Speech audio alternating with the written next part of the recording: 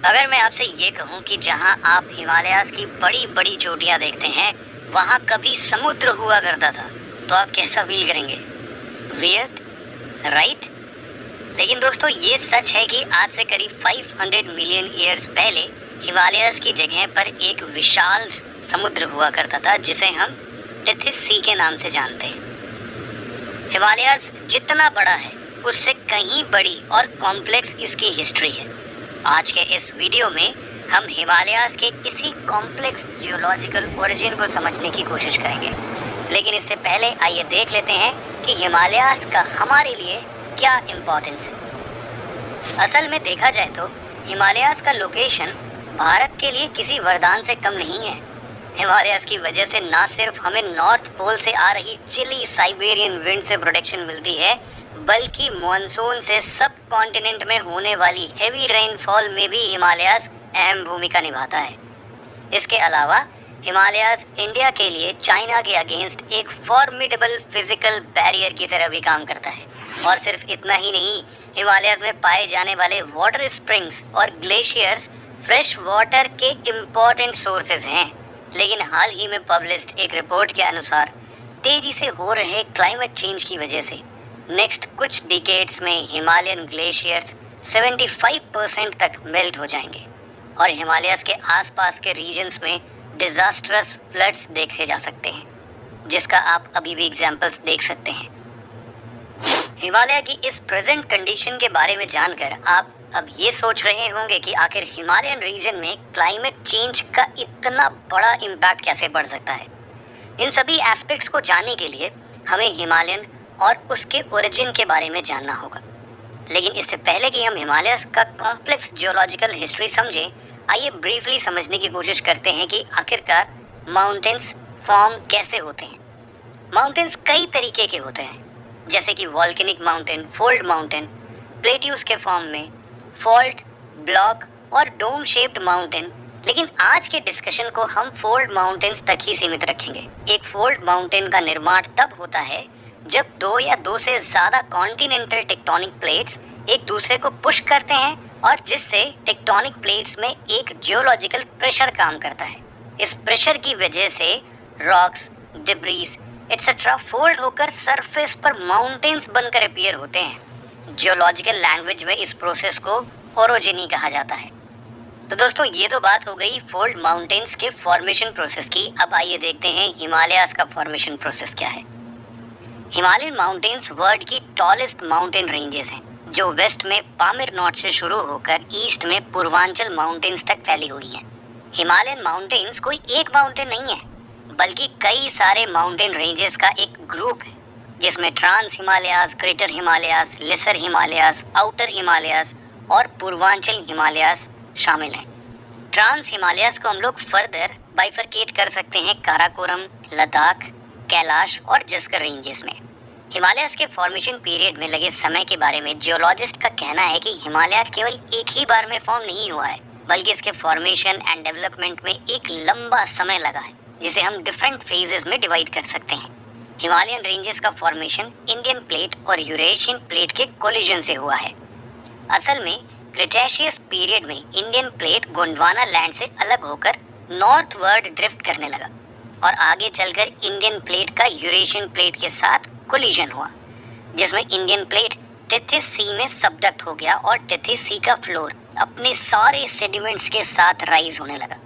Indian plate के constant northward movement की वजह से सेडिमेंटेशन और प्रेशर दोनों बढ़ता गया और सी फ्लोर के सेडिमेंट्स की लेयर्स फोल्ड होकर राइज होने लगी और इस तरह हिमालय माउंटेन्स राइज होना स्टार्ट हुआ। हिमालयन फॉर्मेशन के फर्स्ट फेज में ट्रांस हिमालयाज़ और ग्रेटर हिमालयाज़ का फॉर्मेशन हुआ। जैसा कि हमने पहले बताया कि हिमालयन माउंटेन्स का फॉर्मेशन टेथिस सी के फ्लोर के राइज करने से हुआ है। इससे हमें ये पता चलता है कि ट्रांस एंड ग्रेटर हिमालयाज़ के फॉर्मेशन में टेथिस सी के ओरिजिनल फ्लोर सेडिमेंट्स का इम्पॉर्टेंट कंट्रीब्यूशन था। असल में काराकोरम रेंजेस में पाई जाने वाली सेडिमेंट्स का कलर ब्लैक होने के पीछे टेथिस सी में पाए जाने वाले लिविंग क्रिएचर्स को माना जाता है, जो अंडर एक्सट्रीम प्रेशर और सेडिमेंटेशन के कारण ब्लैक फॉसिल्स में बदल गए और इस वजह से ट्रांस हिमालयाज़ के ज़्यादातर माउंटेन्स ब्लैक अपीयर होते हैं। इसके अलावा ट्रांस हिमालयाज रेंजेस में ग्लेशियर्स के वास्ट रिजर्व्स भी शामिल हैं। वर्ल्ड की सेकंड हाईएस्ट पीक और इंडिया की हाईएस्ट पीक K2, जिसे हम गॉडविन ऑस्टिन के नाम से भी जानते हैं, ये पीक भी ट्रांस हिमालयाज में ही लोकेटेड है। इन माउंटेन रेंजेस की एवरेज हाइट 3000 मीटर और एवरेज विड्थ 40 किलोमीटर्स है। ट्रांस हिमालयाज का ज़्यादातर पार्ट तिब्बत रीजन में आता है और इंडिया में ये मेनली जम्मू एंड कश्मीर और लद्दाख रीजन में फैला हुआ है। बात अगर अब ग्रेटर हिमालयन रेंजेस की जाए तो ये रेंजेस मेनली आर्कन रॉक से बनी हुई है और ये रेंज वेस्ट में नंगा पर्वत से आर्क बनाते हुए ईस्ट में नामचा बरवा पीक तक कॉन्टिन्यूस है। जोजिला, बुर्जिल्ला, शिपकीला और नाथुला इस रेंज में लोकेटेड कुछ इम्पॉर्टेंट पासेस हैं। इसकी एवरेज हाइट 6100 मीटर्स है, जबकि एवरेज विड्थ अप्रॉक्सीमेटली 25 किलोमीटर है। हिमालयन की मैक्सिमम हाईएस्ट पीक जैसे mount Everest, Kanchenjunga, K2, Dhaulagiri, नंगा पर्वत, अन्नपूर्णा इसी रीजन में आते हैं, जिनमें से माउंट एवरेस्ट वर्ल्ड की हाईएस्ट पीक है, जबकि K2 और कंचनजंगा भारत की first and second highest peak है। Trans Himalayas and middle Himalayas के बीच में ही काठमांडू वैली सिचुएटेड है। इंडिया में ग्रेटर हिमालयाज की माउंटेन रेंजेस जम्मू कश्मीर से लेकर सिक्किम तक फैली हुई है।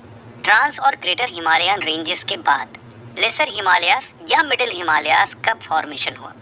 ट्रांस हिमालयाज के राइज होने के बाद भी इंडियन प्लेट और यूरेशियन प्लेट एक दूसरे से कॉन्टिन्यूसली कोलाइड कर रही हैं और इसी कॉन्टिन्यूस कोलिजन की वजह से मेन बाउंड्री फॉल्ट पर deposited sediments folded mountain ranges के रूप में राइज करने लगे, जिसे हम लेसर हिमालयाज के नाम से जानते हैं। पीर पंजाल, धौलाधर, मसूरी रेंज, नाग टिबा और महाभारत रेंजेस लेसर या मिडिल हिमालयाज के कुछ इम्पॉर्टेंट रेंजेस हैं। आज के ज़्यादातर हिल स्टेशन जहां आप घूमने जाते हैं, जैसे कि शिमला, मसूरी, रानीखेत, नैनीताल, अल्मोड़ा और दार्जिलिंग, ये सब भी लेसर हिमालयाज में ही लोकेटेड हैं। लेसर हिमालयाज के माउंटेन्स हिमाचल प्रदेश, उत्तराखंड, सिक्किम और अरुणाचल प्रदेश में पाए जाते हैं। ग्रेटर हिमालयाज और लेसर हिमालयाज के बाद आइए बात करते हैं शिवालिक माउंटेन्स के फॉर्मेशन की। शिवालिक रेंजेस का फॉर्मेशन आज से करीब 2 से लेके 20 मिलियन साल पहले हुआ था। ये रेंज लेसर हिमालयाज और ग्रेट प्लेन्स के बीच लोकेटेड है और हिमाचल प्रदेश से लेकर अरुणाचल प्रदेश तक लगभग 2400 किलोमीटर्स की लॉन्ग डिस्टेंस में एक डिसकॉन्टिन्यूअस फॉर्म में फैली हुई है। शिवालिक रेंज का फॉर्मेशन सैंड्स, ग्रेवल और इस रीजन में फ्लो हो रही रिवर्स के एल्यूवियल डिपॉजिट से हुआ है। कंप्रेशन की वजह से ये डिपॉजिट समय के साथ साथ हार्डन होती गई और इस प्रोसेस से शिवालिक रेंज का फॉर्मेशन हुआ। शिवालिक रेंज की ज़्यादातर माउंटेन्स सेडिमेंट्री रॉक्स जैसे कि sandstone, sand rocks, clay, conglomerate और लाइमस्टोन से बनी हुई है। इसकी एवरेज हाइट 600 मीटर से 1500 मीटर्स के बीच है, जबकि एवरेज विड्थ हिमाचल प्रदेश में 50 किलोमीटर्स और अरुणाचल प्रदेश में आते आते 15 किलोमीटर तक ही सीमित है। शिवालिक माउंटेन्स को डिफरेंट रीजन्स में डिफरेंट नामों से जाना जाता है। फॉर एग्जांपल जम्मू रीजन में जहां इन्हें जम्मू हिल्स के नाम से जाना जाता है, वहीं अरुणाचल प्रदेश में डाफला, मिरी, अबोर और मिशमी हिल्स शिवालिक माउंटेन्स के पार्ट बनते हैं। शिवालिक के बाद हिमालयाज के आखिरी रेंज पूर्वांचल हिमालयाज हैं, जो अरुणाचल प्रदेश से लेकर मिजोरम तक इंडो म्यांमार बॉर्डर के पैरेलल लोकेटेड है। पूर्वांचल हिमालयाज का राइज हिमालयाज रेंजेस का सडन साउथवर्ड बेंडिंग, जिसे हिमालयन सिंटेक्सियल बेंड्स भी कहते हैं, इसी के कारण हुआ था। मिशमी हिल्स के कुछ पार्ट पटकाई बम, नागा हिल्स और मिजोरम की लुशाई हिल्स पूर्वांचल हिमालयाज का ही पार्ट है। ये हिल्स वेस्टर्न हिमालयन रेंजेस के कंपैरिजन में छोटी हाइट की होती है। पूर्वांचल हिमालयाज इंडिया के 4 नॉर्थ ईस्टर्न स्टेट्स यानी कि अरुणाचल प्रदेश, नागालैंड, मणिपुर और मिजोरम में लोकेटेड है। तो दोस्तों, ये थी कहानी हिमालयाज के फॉर्मेशन प्रोसेस की और इनके इम्पोर्टेंट माउंटेन्स, पीक्स, हिल्स की। मिलते हैं आपसे ऐसे ही और इन्फॉर्मेटिव वीडियोस के साथ। तब तक के लिए जय हिंद।